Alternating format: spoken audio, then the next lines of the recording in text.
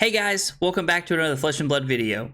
This video is proudly brought to you by the House of Cards, the official sponsor of my stream. Be sure to check out the link in the description below for all of your Flesh and Blood needs. My gut reaction tells me that even though Kayo does struggle into Katsu, that he may not struggle as bad into Fi. Now don't get me wrong, Fi has some very explosive potential in the ability to use Art of War with head jabs to throw 20 to 30 points, but Katsu's real crazy text is that he has Bonds of Ancestry to just be able to go like 6-7 chain links wide, and with an Art of War or an Ancestry of Harmony, you can just throw 40 points of damage out of nowhere. Another big point of Kayo into Fi is I also think that Scowling Fleshbag is one, easier to use, and you also get more potential value out of it by taking a Blaze Headlong or a Lava Burst or Assault the Wound out of Fi's hand. Thanks for stopping by, guys. I hope you enjoy the match. Okay, we're playing against Fi, and we're going first here. So I think what we're going to do is we're going to discard the Sin Packing. So we get to make a Might and an Agility this way and filter a little bit, like some cards out of our hand here. Now, we do give our opponent the option to filter, but I think throwing, being able to make an Agility on turn 0 is very solid. So there's 9 cards that give us the capability to, there's 9 cards that give us the ability to make an Agility on turn 0 that I'm playing against Fi. This hand's not great. I mean, we can block Clash of Might and E-Strike, I guess. And then we can go E-Strike, put Pulping on the bottom to draw a card, or maybe not. Ooh, my opponent has an awkward hand. If they're activating Fi to start their turn, that's very good for us. Means their hand is weird. They don't like it. No blocks. I love when my opponent has a hand like this where they have to start their turn like this. Like, this is phenomenal. We'll block with Clash of Might. I was like trying to add another Might to our pile. We have an Agile Windup. I'll say no blocks and just take 3 here. I think that's okay. Snatch. Let's block E-Strike and Sash.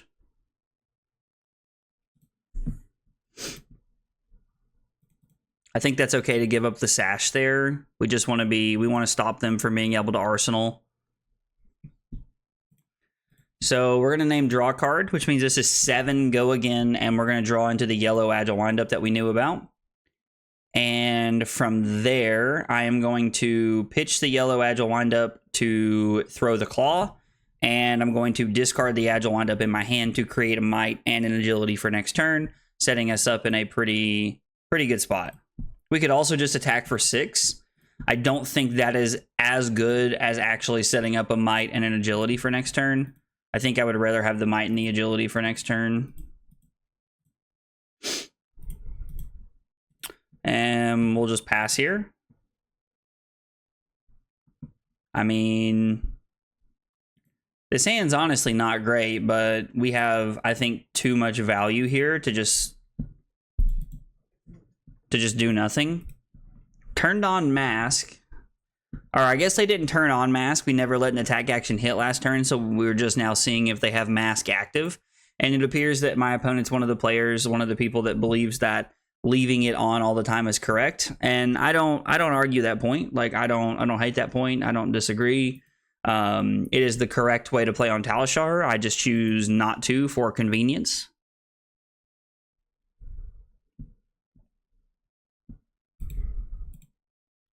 Let's just pass. Again, like, I think I want to try and keep my whole hand, if I can. They haven't played an Art of War, they haven't done anything, so I do not think it is correct to give up my Flesh Bag here. I think we are saving that for a power turn.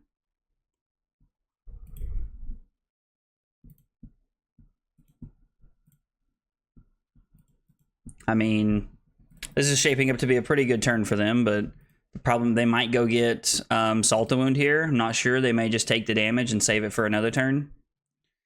This being for 1 means I'm just going to take it. I'm curious to see if they activate Mask here.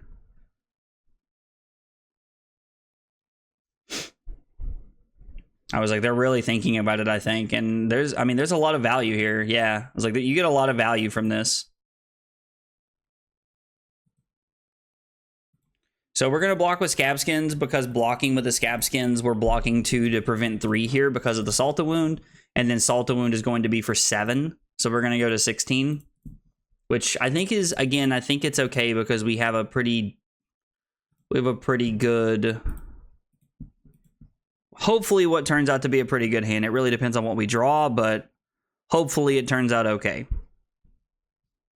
Runner looks to be pretty good. So we get to go Break Sash, Runner for 6, 7, 8, 9. Go again, create a new agility. Pitch the Agile Windup for the Claw, Runner for 8.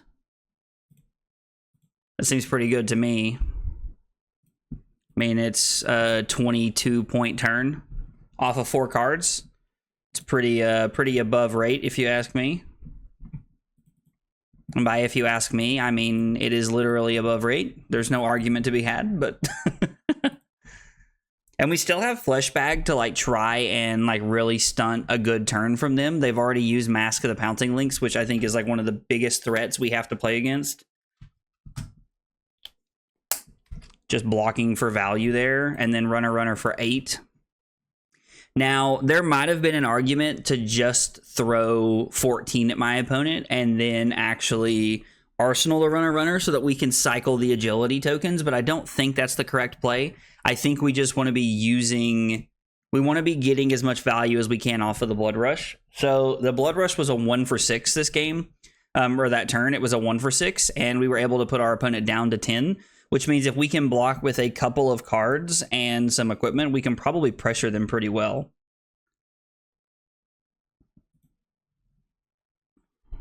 I mean, I could just give Fleshbag here if we wanted to. And just say I'm going to play to the Bloodrush turn. In fact, that might just be what I'm supposed to do. Might just be what I'm supposed to do. I know that I'm giving up a lot of value here when my opponent is still at 10 life. But again, we have another 4-card hand where we have an agility. And we have the possibility to like really throw some dumb damage here.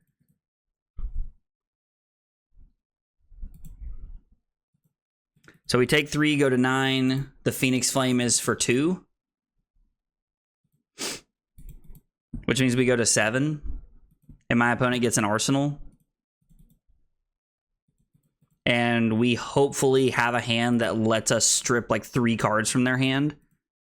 Drawing this many Bloodrushes this early is very valuable. There's a lot of good potential here for us. So I can't just play the Bear Fangs. We need to...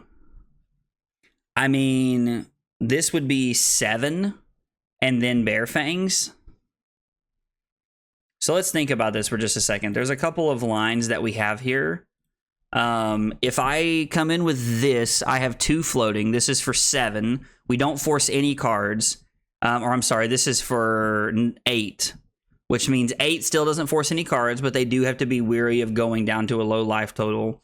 And then we have Bear Fangs for potentially 10 with equipment block for next turn. I think this is better than throwing the Claw, because the Claw is for 6 versus 8. So we're getting 2 more points out of our hand because of the agility. Now, since we drew another Bloodrush, we would actually be in a really good spot here if we had kept the Runner from last turn. But I don't think there's a world where we're ever supposed to... I don't think I'm ever supposed to keep the... I don't think I'm ever supposed to keep the Runner for this turn. Like, we don't know the Bloodrush is coming, and I think there's too much value in guaranteeing that we are going to get 6 points of value out of our Bloodrush as opposed to 4. A 1 for 6 is a lot better than a 1 for 4.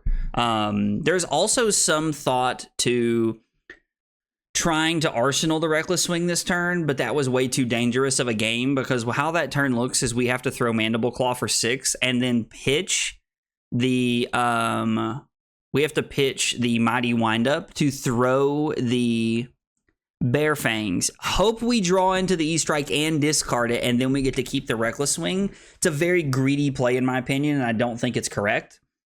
So I think we made the most correct play by